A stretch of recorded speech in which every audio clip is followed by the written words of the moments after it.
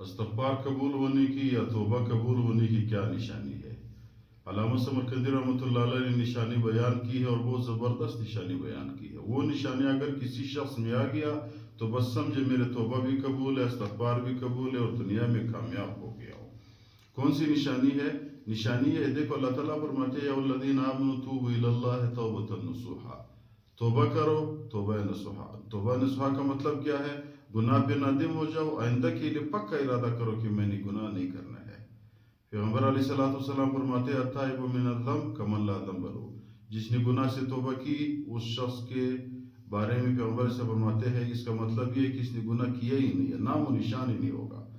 تو نشانی اس کی یہ ہے کہ جب انسان کو عبادت کے ساتھ دل لگی ہو جائے، مثال کے طور پر صبح کی نماز نہیں پڑھتا، تلاوت نہیں کرتا، روزہ نہیں رکھتا، زکوٰۃ نہیں دے دیتا، یہ چیزیں اس نے شروع کی تو سمجھے کہ میری عبادت قبول ہے، میری توبہ قبول ہے، میری استغفار قبول ہے۔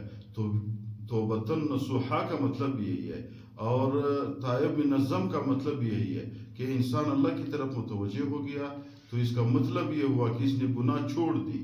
جب گناہ چھوڑی تو توبہ کر دیا ہے، نیکی کی طرف متوجہ ہو گیا۔ نیکی شروع کرنا، نیکی کے ساتھ دل لگی ہونا، یہ استغفار اور توبہ کی نشانی ہے۔